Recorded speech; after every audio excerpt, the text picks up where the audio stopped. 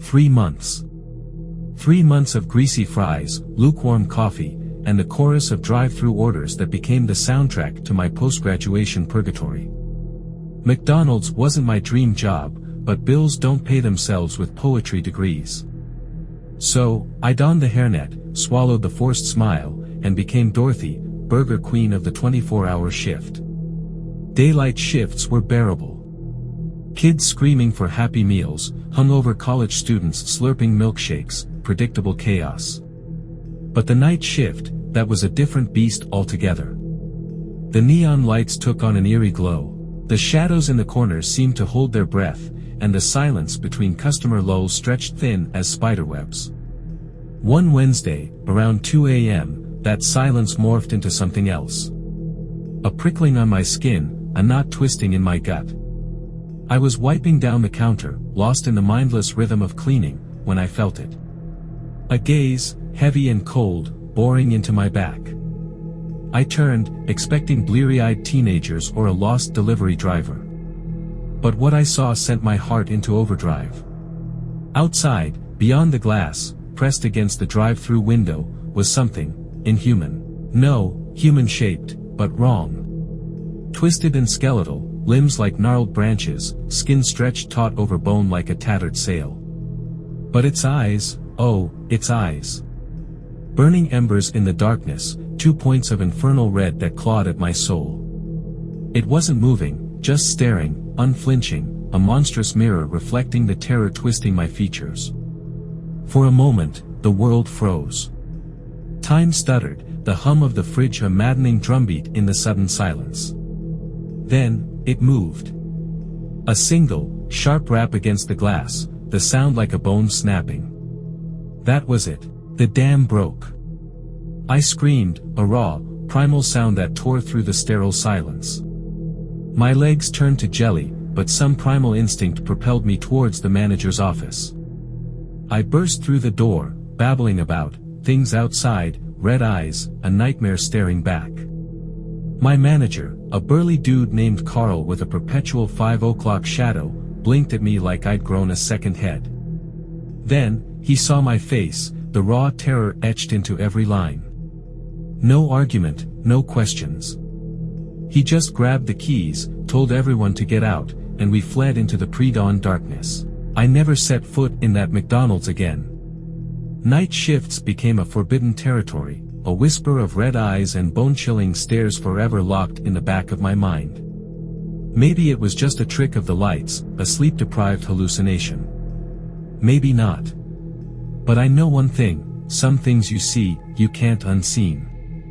They burrow into your dreams, gnaw at the edges of your sanity, a constant reminder of the darkness that peeks through the cracks of our world. So, the next time you find yourself craving fries at 3 a.m., consider this: sometimes, the scariest monster isn't the one on the menu. It's the one staring back at you from the other side of the glass, with eyes that burn like the fires of hell, waiting for its next bite. Choose wisely, friends. The drive-through may be open 24 hours, but some things are best left undisturbed in the dead of night.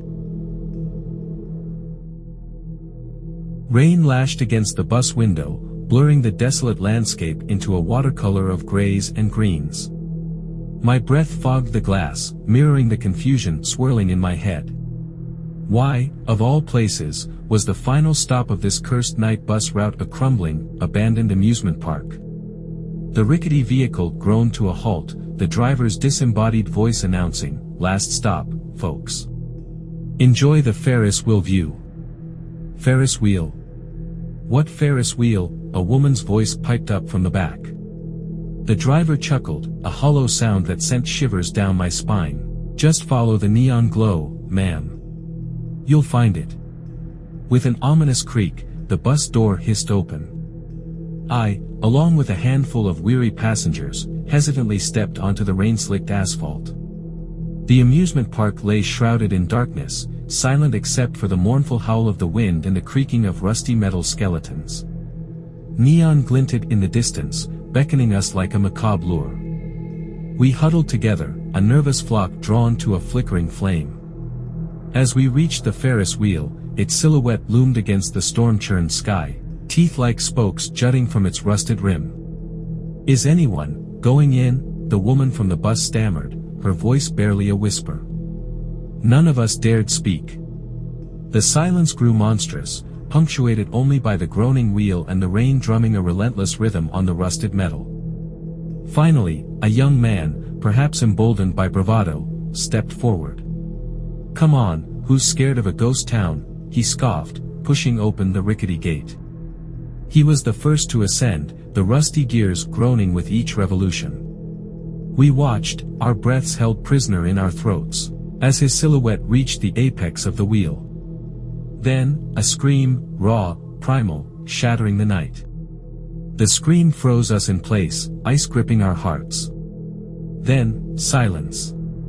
A long, heavy silence that tasted of something ancient and evil. One by one, we turned to flee, but unseen hands seemed to clamp down on our shoulders, holding us fast. As if summoned by the collective fear, the park sprang to life. Grotesque marionettes jerked and twitched on rusted rides, their painted smiles leering in the neon glow. Ghostly laughter echoed from the dark tunnels of haunted houses, a symphony of terror orchestrating our doom. Panic seized me. I clawed my way through the crowd, desperation fueling my steps. But the park itself seemed to morph, twisting and turning, blocking my escape. Just as despair threatened to engulf me, a flicker of light. A single flickering bulb atop a decaying ticket booth. Driven by a sliver of hope, I stumbled towards it.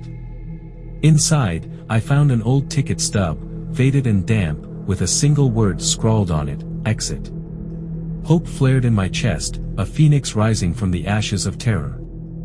Following the directions etched on the stub, I navigated the labyrinthine park, each step a gamble in the darkness. Just as my breath finally gave out, I saw it, a flickering neon sign, "Exit." With a burst of adrenaline, I surged forward, pushing open the creaking door. Light, blessed sunlight, flooded my vision. I stumbled out, collapsing onto the rain-soaked grass, tears streaming down my face. Behind me, the park remained, a dark silhouette against the dawn, the Ferris wheel slowly spinning, a grim reminder of the horrors I had narrowly escaped. The bus was gone, vanished like a phantom. I never took another night bus.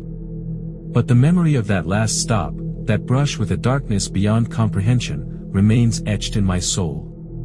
A chilling reminder that sometimes, the scariest journeys are not measured in miles, but in the depths of our own fear.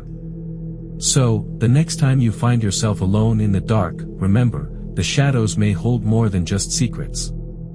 They may hold whispers of a place you never want to visit, a place called, The Last Stop. The screen glowed like a malevolent eye in the darkness. 3:17 a.m. A single notification, pulsing like a heartbeat in the abyss. My heart hammered against my ribs, a frantic drumbeat in the quiet of my bedroom. Sleep, once a comforting embrace, had become a distant memory, replaced by a gnawing paranoia fueled by the digital phantom on my phone. It had started a week ago, an innocuous text message at first. "Remember me?" it read, devoid of sender information, just a blank space where a name should be. Curiosity, a foolish moth drawn to the flame, had compelled me to reply, "Who is this?" I typed, my fingers trembling. The response was immediate, chillingly so. "Someone you used to know. Someone you should have kept buried." A shiver ran down my spine, the words echoing with a forgotten dread. Days turned into a nightmare, each notification a barbed whisper from the past, dredging up memories I'd spent years trying to drown. Faces I'd hoped to forget swam before my eyes, a childhood friend, lost in a tragic accident, her accusing gaze burning into mine. A classmate, ostracized and bullied, his vengeful sneer contorting the screen. Each text, a fragmented memory, a twisted accusation, chipping away at the fragile foundation of my life. Sleep became a battlefield, haunted by the ghosts of my past, their voices amplified by the cold blue light of the phone. My reflection in the screen was a stranger, eyes hollowed by fear, cheeks etched with the lines of a sleepless vigil. This night, the 3:17 a.m. notification felt different. It was no longer a text, but a single image. A grainy photograph, blurred by time and tears, depicting a forgotten place, the abandoned amusement park where the accident had happened. My breath hitched, a cold sweat prickling my skin. Driven by a morbid curiosity, I zoomed in, the image sharpening into agonizing detail. A Ferris wheel loomed against the moonlit sky, its rusted skeleton a monument to forgotten dreams. And there, in the foreground, a single figure, shrouded in darkness, its outline eerily familiar. My phone slipped from my hand, clattering onto the floor. The image burned into my eyelids, a silent accusation. I knew then, with a chilling certainty, that this wasn't just a game, not some cruel prank. This was a reckoning, a summons to face the ghosts I'd spent years running from. The sun peeked through the blinds, painting my room in a pale light. But the darkness within me remained. The phone, silent now, lay on the floor, a sinister reminder of the past I could no longer ignore. The story ends here, leaving the protagonist at a crossroads. Will they choose to confront their past and face the unknown, or will they succumb to the fear and remain trapped in the shadows of their own guilt? You can choose to continue the story in different ways, exploring themes of redemption, forgiveness, or the enduring power of the past. The library wasn't just a collection of books, it was a labyrinth of whispers and shadows. For years, I spent my afternoons lost in its dusty aisles, the scent of old paper and ink a familiar lullaby. But today, something was different. An unsettling silence hung heavy, broken only by the faint creak of floorboards beneath my feet. My usual haunt, the restricted section, beckoned with an eerie magnetism. The iron gate, usually locked tight, stood ajar, a silent invitation. Curiosity gnawed at me, stronger than my apprehension. I slipped through the gate, the rusted hinges groaning like tortured souls. Dust motes danced in the single shaft of sunlight filtering through a high window. The shelves, normally brimming with leather-bound tomes, were bare. In their place, a single book lay open on a pedestal, its pages whispering an unknown language. As I drew closer, the whispers swelled, forming words that chilled me to the bone. Seek the weaver, mend the tapestry, before shadows devour all. Fear gripped me, but a thrill of excitement pulsed through it. This wasn't just a dusty library anymore, it was a portal to a hidden world, a mystery begging to be unraveled. I traced the cryptic message with trembling fingers, then, as if touched by an unseen hand, the book flipped open, revealing a swirling vortex of ink and light. My heart hammered against my ribs as I stepped through the portal, the familiar library vanishing behind me. I found myself in a world of swirling mists and crumbling towers, where whispers echoed from unseen lips and shadows writhed like living creatures. The air crackled with an unseen energy, the fabric of reality strained to the breaking point.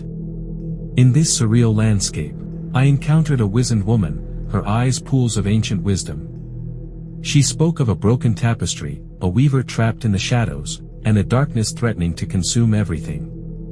She entrusted me with a needle and thread, woven from moonlight and stardust, and whispered, "Mend the tapestry, child, and save this world from oblivion." The task seemed impossible, but the whispers of the library, the echoes of the book, guided me. I navigated treacherous paths, braved whispering abysses, and faced creatures born of nightmares. With each stitch I took, the tapestry shimmered, its vibrant colors pushing back the encroaching shadows. But the weaver, a wisp of moonlight trapped in a cage of darkness, remained elusive. Just as I reached the end of my rope, a voice, soft and mournful, called out from the depths. I followed, the whispers leading me to a cavern of despair. There, I found the weaver, her light dimmed, her spirit fading. With trembling hands, I mended the final thread, reconnecting her to the tapestry. As I did, a blinding light erupted, banishing the shadows and restoring the world to its former vibrancy. The weaver, free at last, embraced me in a luminescent glow.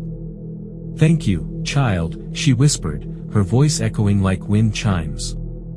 You have saved us all. But before I could celebrate, a chilling realization struck me. The library was no longer just a haven of books, it was a gateway, a portal between worlds.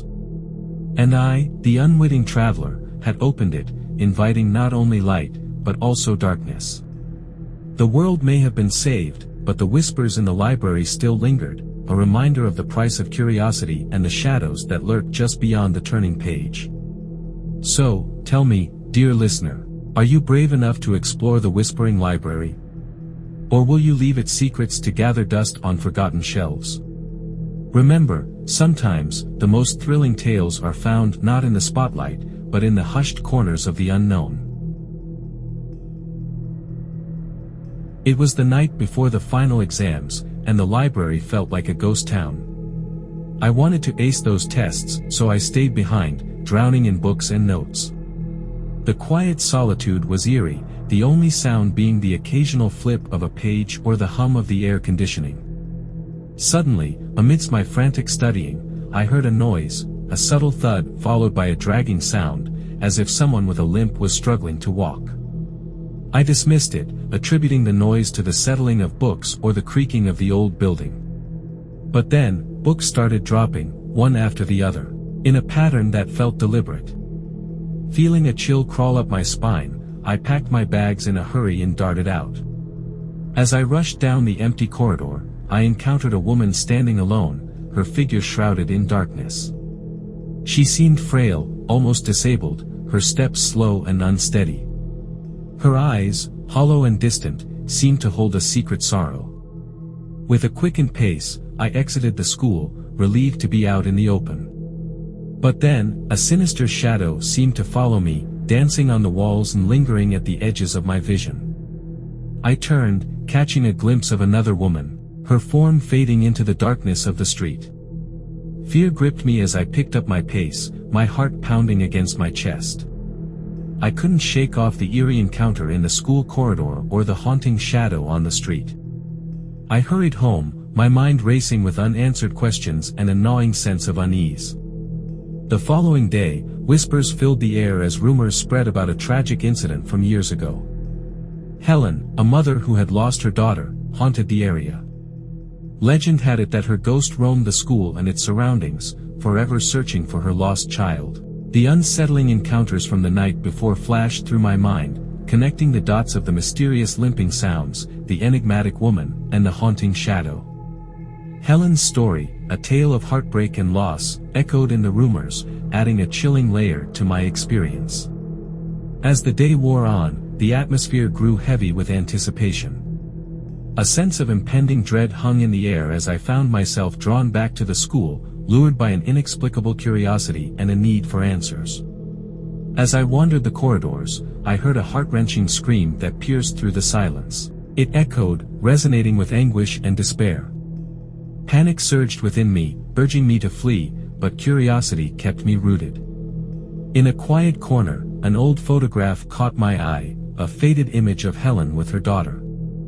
The resemblance between the enigmatic woman from the night before and the ghostly figure in the photo was uncanny. With trembling hands, I pieced together the puzzle: Helen, the grieving mother, forever trapped in a cycle of searching for her lost child. The haunting encounters were not mere coincidences, they were cries for help, echoes of a tragic past seeking closure. A cold shiver ran down my spine as I realized I had stumbled upon Helen's desperate quest for solace. I ran, my footsteps echoing through the empty halls, haunted by the chilling realization that Helen's ghost was forever bound to the school, endlessly searching for her daughter.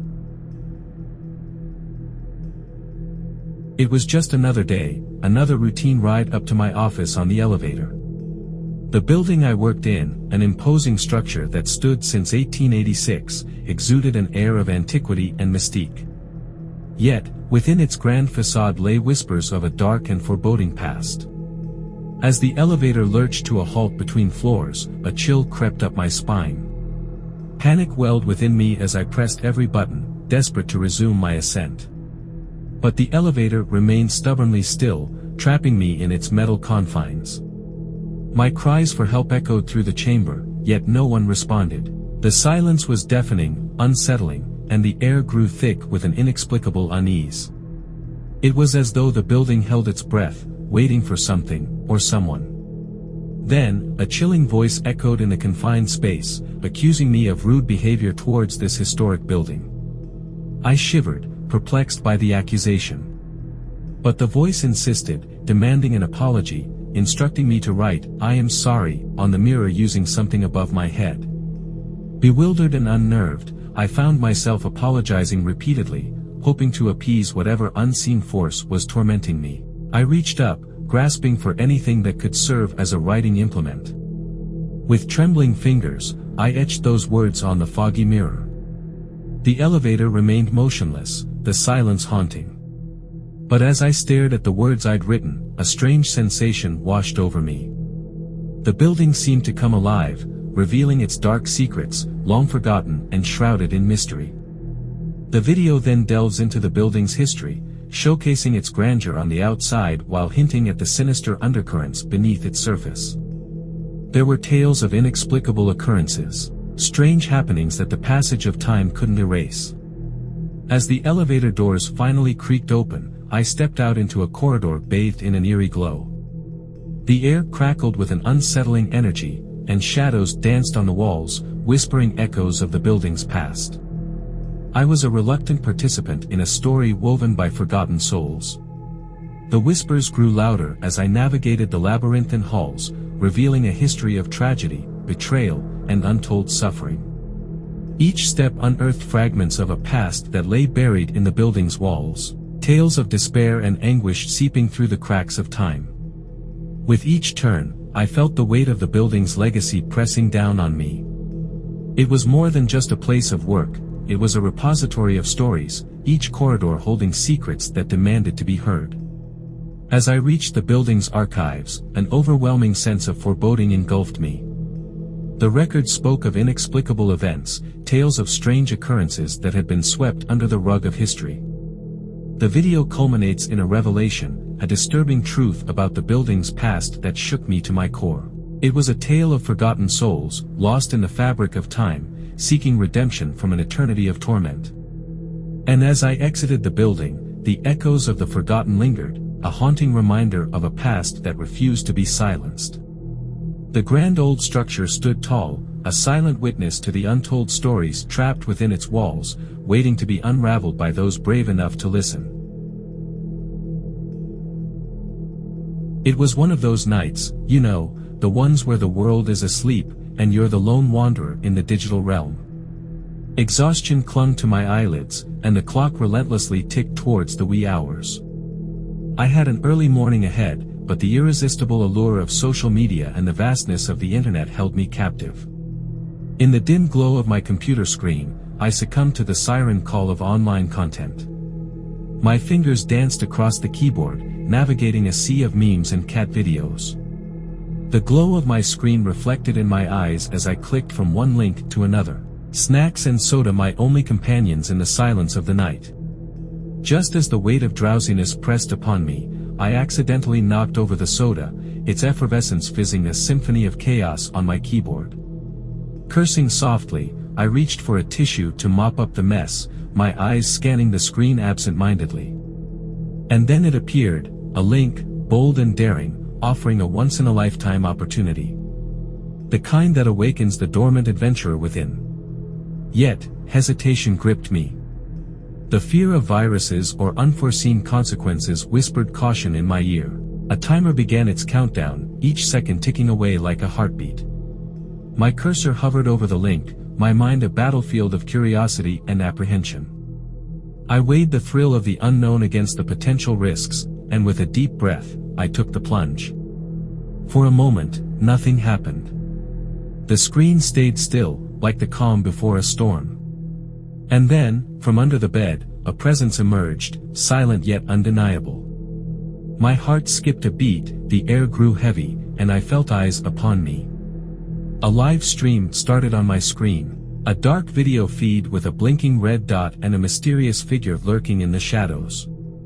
My excitement waned as I realized it wasn't the interactive experience I anticipated. I tried to communicate, typing frantically into the supposed chat, but received no response. The figure in the background began moving erratically, its motions no longer resembling anything human. As the unsettling figure danced in the shadows, a chill crept up my spine. My instinct screamed danger, yet the figure in front of the screen remained eerily still, seemingly unaware of the unfolding horror behind me. The twitching figure then vanished from view, leaving me torn between the urge to warn and the paralysis of fear. Despite the chilling events, curiosity held me captive.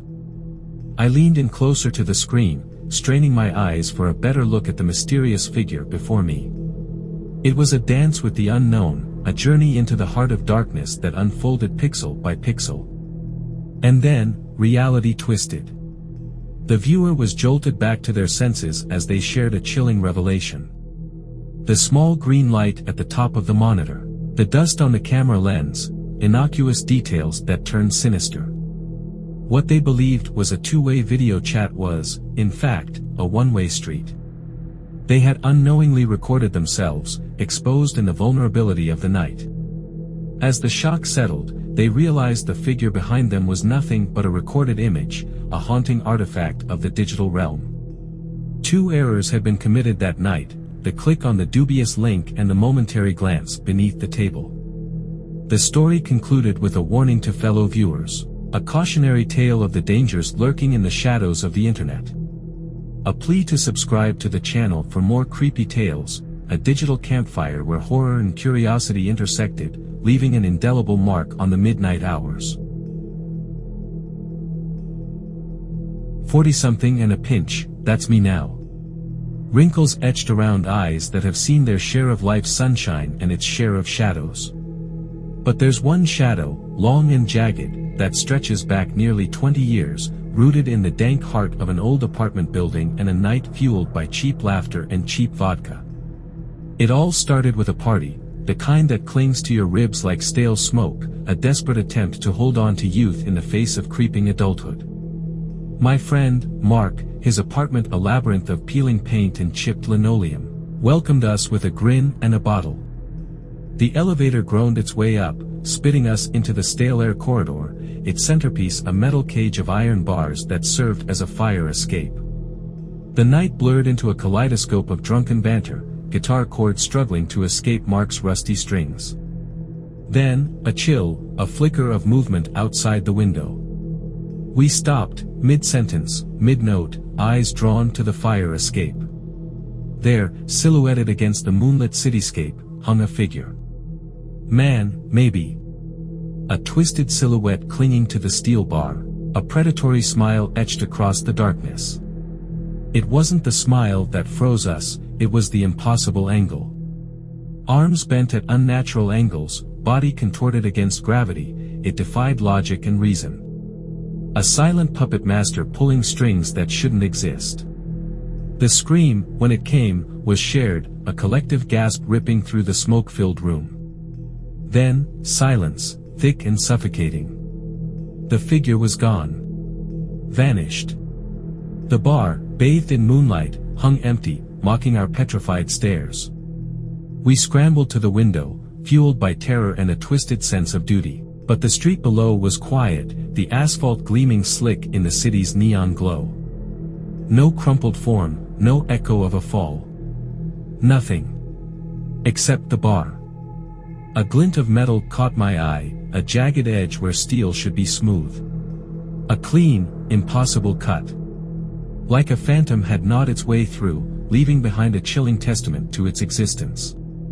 We spent the rest of the night huddled inside, whispers replacing music, fear mingling with the sour fumes of vodka.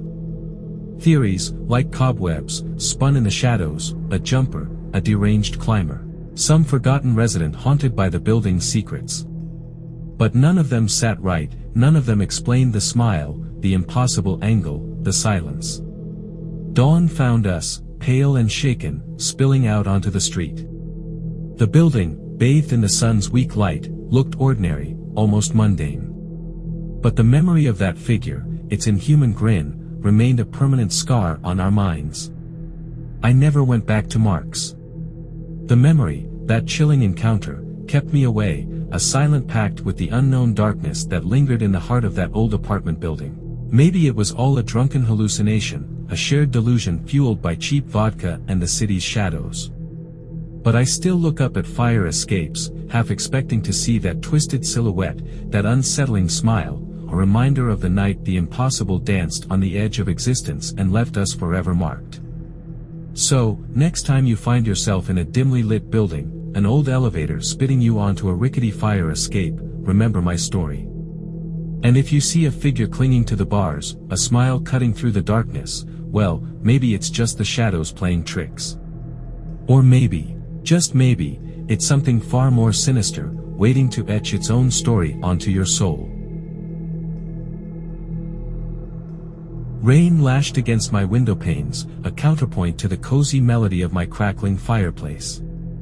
Just as the last embers of my steak settled into a contented glow, a scratching at the door sent a shiver down my spine. It wasn't the rhythm of a fist or the insistent buzz of a doorbell, but a soft, rhythmic scrape, like fingernails against wood. Opening the door, I was met with a sight that curdled my blood. A woman, cloaked in shadows, cradling a porcelain doll in her arms. The doll, a twisted caricature of childhood innocence, stared back with vacant eyes and a smile that seemed stitched into its painted face. "Spare some bread, kind soul," the woman rasped, her voice a dry husk rustling through leaves. I offered a slice, more out of morbid curiosity than genuine charity. As she extended a hand, the doll's mouth, a thin slash of red paint, seemed to gape open, engulfing the bread in a single, unsettling gulp. "She's hungry," the woman crooned, her gaze flitting to me, then back to the doll. "She needs meat." Unease wormed its way into my gut. I offered a weak smile and declined, the image of the dolls, feeding, replaying in my mind like a macabre film reel.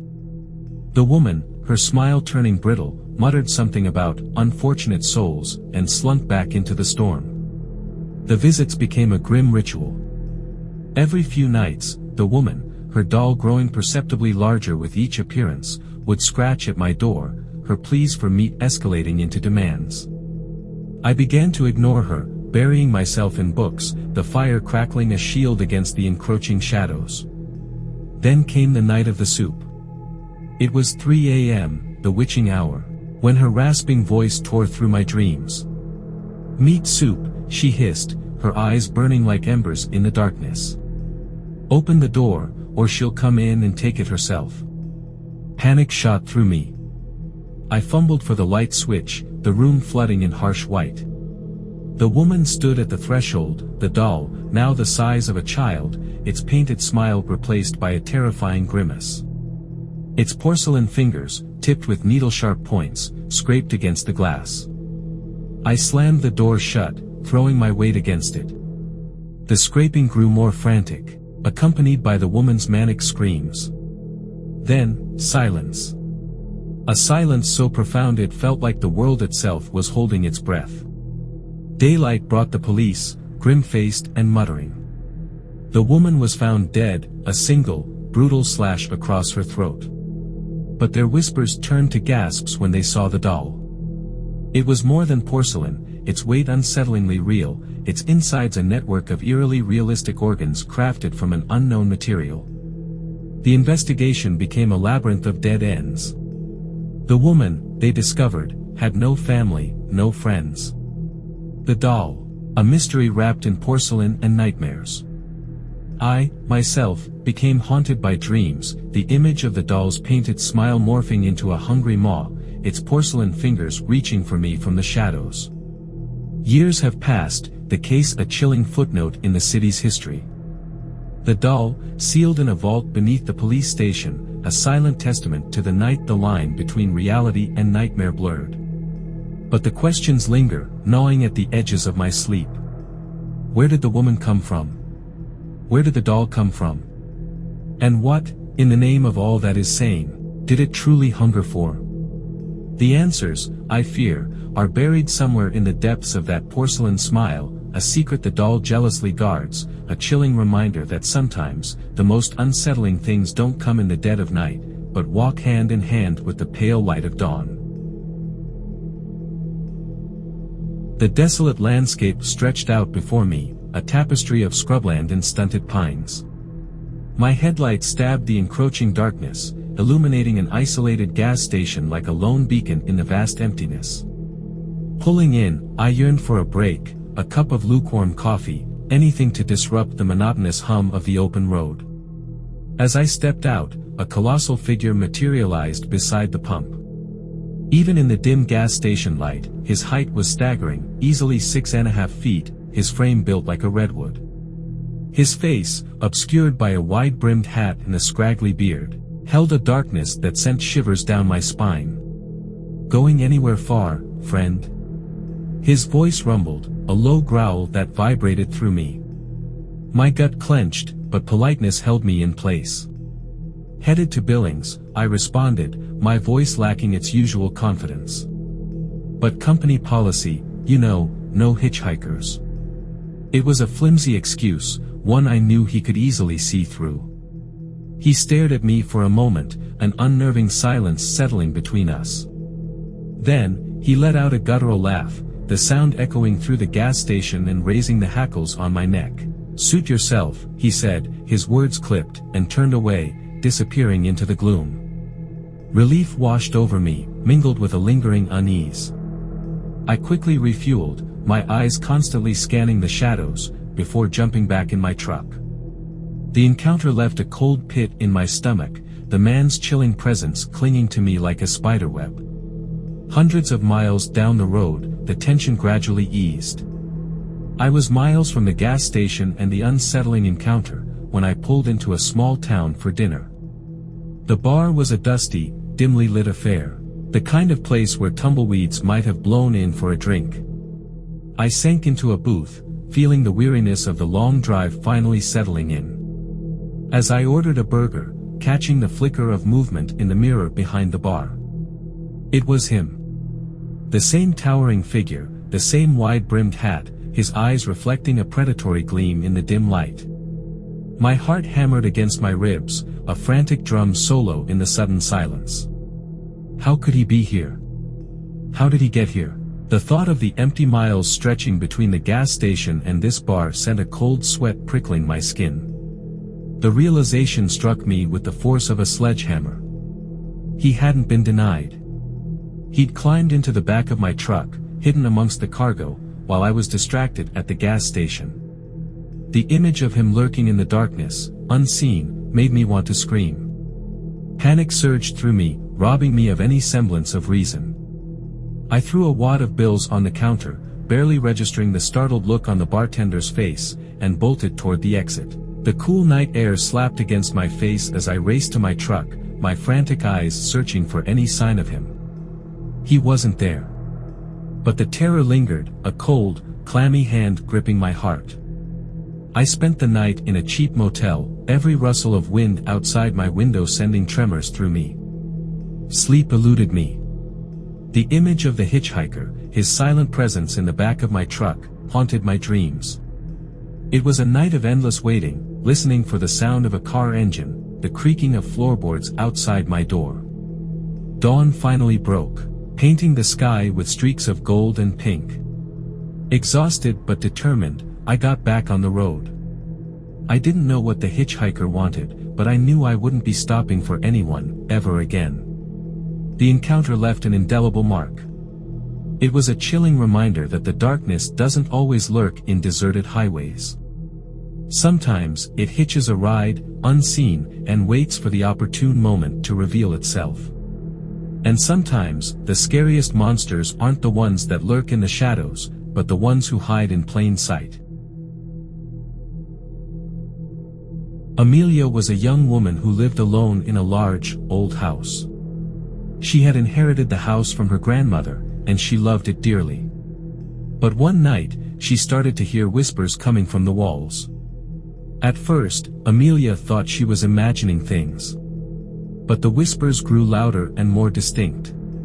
She could hear them in every room of the house, even when she was alone. The whispers were always the same: Amelia, Amelia, Amelia.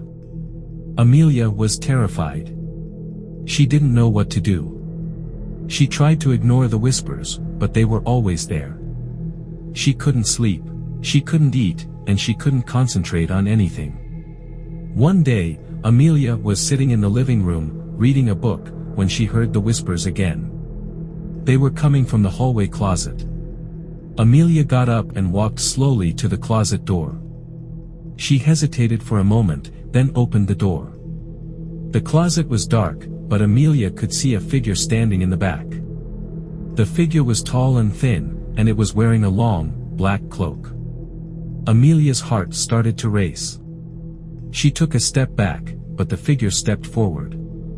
"Amelia," the figure said. "I've been waiting for you."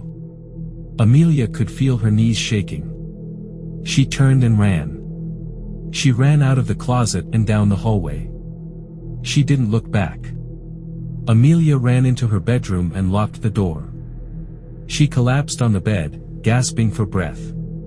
She didn't know what to do. She was trapped in her own house, with a mysterious figure lurking in the shadows. Amelia decided to call her friend, Ava. Ava was a psychic, and she might be able to help Amelia understand what was happening. Ava came over to Amelia's house as soon as she could. She listened to Amelia's story with a grave expression on her face. "Amelia," Ava said, "I think your house is haunted." Amelia's eyes widened in horror. "Haunted?" she repeated. "Yes," Ava said. "I can sense a dark presence in this house. It's a very malevolent presence. What should I do?" Amelia asked. "You need to find out what happened in this house," Ava said. "You need to uncover the dark secret that's hidden within these walls." Amelia knew that Ava was right. She had to find out the truth about her house, even if it meant putting herself in danger. Amelia started to research the history of her house. She learned that it had been built in the early 1800s by a wealthy family named the Ravenswoods. The Ravenswoods were known for being eccentric and reclusive. Amelia also learned that there was a dark secret hidden in the Ravenswood family history. One of the Ravenswood daughters had been murdered in the house, and her body had never been found. Amelia knew that the dark presence in her house was the spirit of the murdered Ravenswood daughter.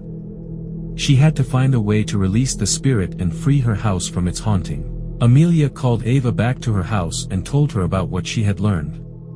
Ava agreed to help Amelia perform a ritual to release the spirit of the murdered Ravenswood daughter. That night, Amelia and Ava went to the room where the Ravenswood daughter had been murdered. They lit candles and chanted spells. After a few minutes, the room started to shake. The candles flickered and went out. Amelia could hear the wind howling outside. Suddenly, a figure appeared in the center of the room. It was the ghost of the murdered Ravenswood daughter. The ghost was pale and gaunt, with long, black hair. She was wearing a white dress that was stained with blood. "Amelia," the ghost said. "You have released me." Amelia nodded. "I'm so sorry for what happened to you," she said. "I know you are," the ghost said. "But it's time for me to move on." The ghost smiled and disappeared into thin air. Amelia and Ava left the room and went back to the living room. "Is it over?" Amelia asked. "Yes," Ava said. "The spirit of the murdered Ravenswood daughter is finally free." Amelia felt a wave of relief wash over her. She had finally freed her house from its haunting. Amelia continued to live in the house, but she was no longer afraid. She knew that the spirit of the murdered Ravenswood daughter was no longer there. She had moved on to a better place. Amelia also knew that she had changed. She had faced her fear and confronted the dark. Alex was a typical teenager. He loved playing video games, hanging out with his friends, and staying up late. But one night, he found himself in a situation that was anything but typical. Alex's parents had gone out for the evening, leaving him home alone. He was excited to have the house to himself, and he planned to spend the night playing video games and eating junk food. But after a few hours, Alex started to get bored. He decided to go through the family photo albums to see if he could find anything interesting. As he was flipping through the pages, Alex noticed something strange. One of the photos was missing. It was a photo of his family on vacation at the beach. Alex thought it was odd, but he didn't think much of it at first. He just figured that his parents had misplaced the photo. But then, Alex noticed something else. Another photo was missing. It was a photo of his family at Alex's birthday party. Alex started to feel uneasy. He went through the rest of the photo albums, and he realized that all of the photos that had his family in them were gone. Alex didn't know what to think. He started to wonder if he was imagining things. But then he heard a noise coming from downstairs.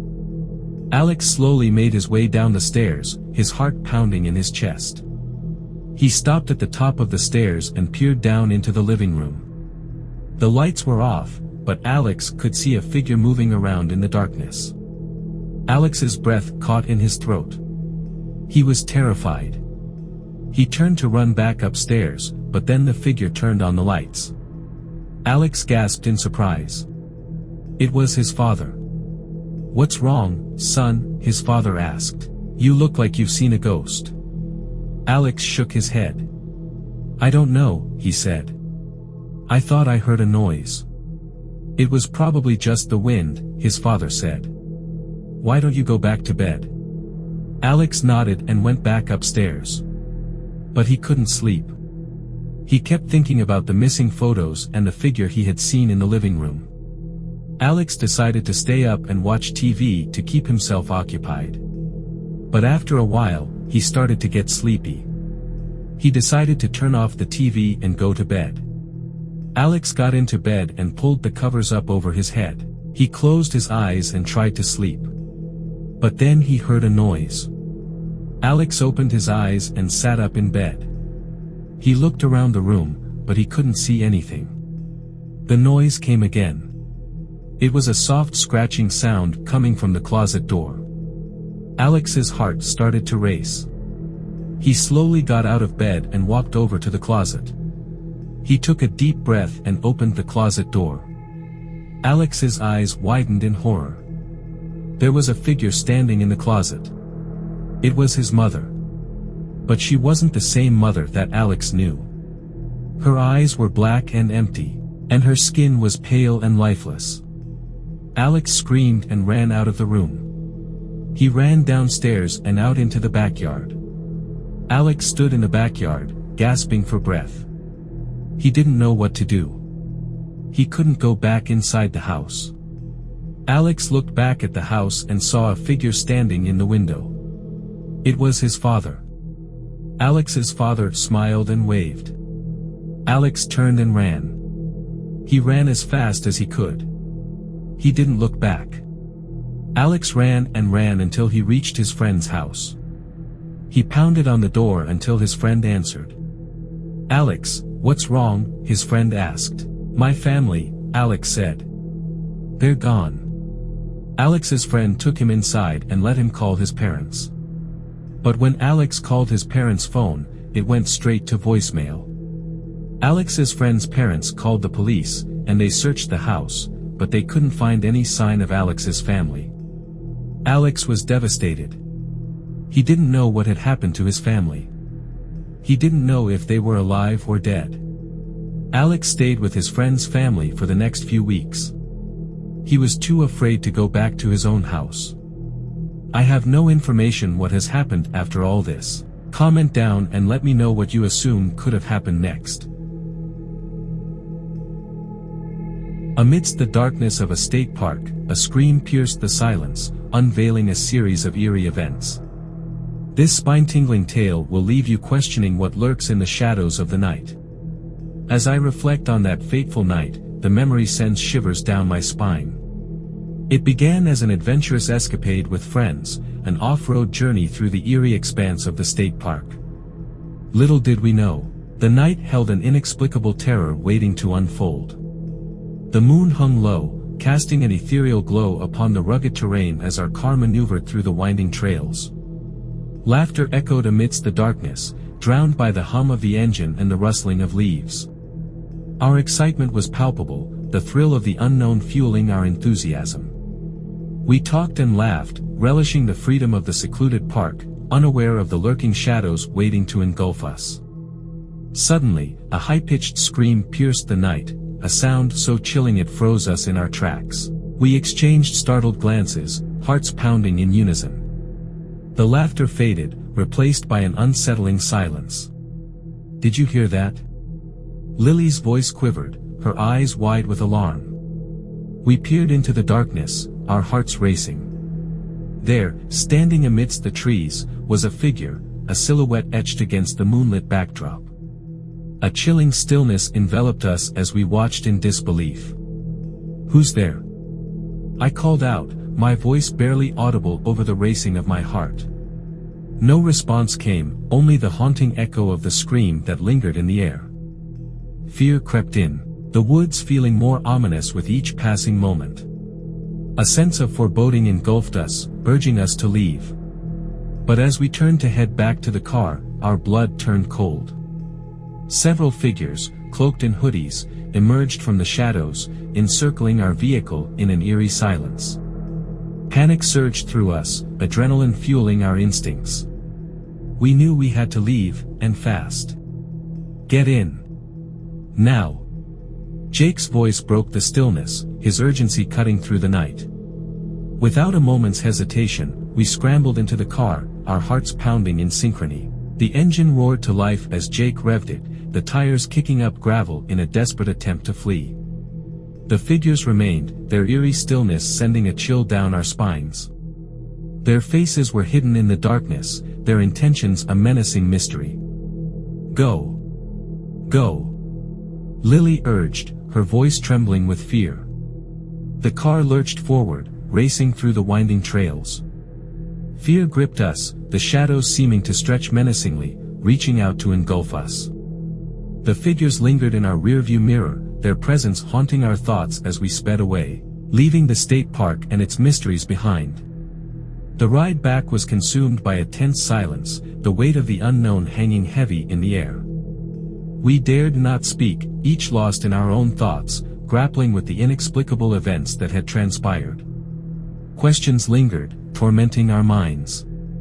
Who were those hooded figures? What was the source of that blood-curdling scream? And most importantly, what did they want from us?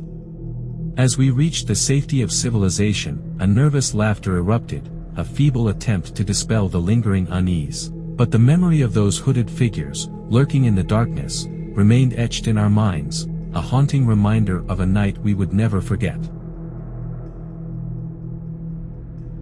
I was just another pizza delivery guy, making my rounds in the tranquil countryside. The sun had dipped below the horizon, casting a dusky glow over the picturesque landscape. My next stop was an order from a house tucked away in the remote woods, a place where isolation reigned supreme. As I approached, my headlights revealed a dilapidated mansion, its windows like hollow eyes peering into the night. A sense of unease washed over me, but the promise of a tip kept my feet moving forward. I rang the doorbell, the sound echoing ominously in the silence. Minutes passed, but there was no answer. Just as I turned to leave, the door creaked open, revealing a dimly lit hallway. "Hello?" I called out, my voice quivering. A soft murmur beckoned me to venture further inside. Against my better judgment, I stepped over the threshold, entering a gloomy interior. The air felt heavy, as though the house held secrets buried in its walls. The sound led me to a room bathed in eerie moonlight. There, I saw her, a woman in a tattered white gown, her back turned to me. Her long, disheveled hair veiled her face. "Ma'am, your pizza," I managed to utter, my voice barely above a whisper. She remained still, a statue of despair. In her pale, skeletal hands, she clutched an old photograph. My eyes fixed on the image, a family portrait that seemed to exude happiness and warmth. "Is everything all right?" I asked, the dread in my voice palpable. Without warning, she turned, her face ashen, her eyes vacant. She gestured toward a table, her movements slow and deliberate. On the table lay the photograph, an exact replica of the one she held. Panic surged through me as I realized the chilling truth. The woman in the photograph was the same woman before me. The same woman, yet aged, as if time itself had warped in her presence. In the dim room, the atmosphere grew tense, and I heard the whisper again, a mournful chant that seemed to emanate from the walls. It was a plea, a cry for release from an otherworldly torment. With trembling hands, I set the pizza down, my instincts screaming for me to flee. But before I could make my escape, the room plunged into darkness. The only sound was the woman's mournful whisper, now inches from my ear. As I fumbled for my phone's flashlight, the beam cut through the obscurity, revealing an empty room. The woman and the photograph were gone, leaving behind only silence and the chill of a presence that refused to be forgotten. I raced from the house, my heart pounding, my breath ragged. But as I stepped out into the night, I found myself standing in a desolate field, the mansion nowhere in sight. Questions swirled in my mind as I drove away from that cursed place. Who was the woman? What was the significance of the photograph? And how had I ended up in the middle of nowhere? To this day, the memory of that haunting night lingers, haunting me with the chilling unanswered question: what entity had I encountered in that forsaken house, and what did it want from me? I was a curious soul, always fascinated by the darker corners of the internet. So, when I stumbled upon whispers about the infamous dark web, I couldn't resist exploring. It was a chilly night, the kind that makes you want to curl up under blankets. But I was drawn to my computer, eager to uncover the secrets lurking in the shadows of the web. I navigated through layers of encrypted networks, my heart pounding with anticipation. The screen filled with cryptic links, promising access to forbidden knowledge and untold mysteries. I delved deeper, ignoring the warnings that echoed in my mind. The dark web was a maze of forbidden territories, a realm where anonymity reigned supreme. As I clicked through various sites, I came across a forum, a place where users shared stories, myths, and whispers of the darkest kind. Some claimed to have seen things that defied belief, while others warned of the price one paid for delving too deep. But curiosity fueled my desire to explore further. I stumbled upon a peculiar link, a live stream that promised an experience beyond comprehension. The screen flashed with a countdown timer, ticking away seconds until an unknown event. My heart raced with anticipation as the timer reached 0. The screen flickered, and a chilling image emerged, a dark room with an ominous figure seated in front of a computer, face obscured by shadows. The figure spoke in a hushed, raspy voice, inviting viewers to witness a sinister ritual. Mesmerized and terrified, I couldn't look away. The figure began a disturbing incantation, and as the incense smoke billowed, the room darkened. I was about to exit the stream when suddenly, the screen glitched, and the figure turned its attention toward the camera. It felt as though its piercing gaze locked onto mine, chilling me to the bone. "Who dares to trespass in this realm?" the figure hissed, its words echoing through the speakers. I frantically tried to close the browser, but the screen remained frozen. Panic set in as the figure's voice reverberated through the room. "You seek forbidden knowledge, but you are not prepared for what lies ahead," it whispered, sending a shiver down my spine. Suddenly, the lights in my room flickered, and a sense of dread enveloped me. The figure on the screen seemed to grow larger, as if it were stepping out from the monitor. I stumbled backward, knocking over my chair. The room plunged into darkness, the only illumination coming from the screen, which now seemed to emanate an otherworldly glow.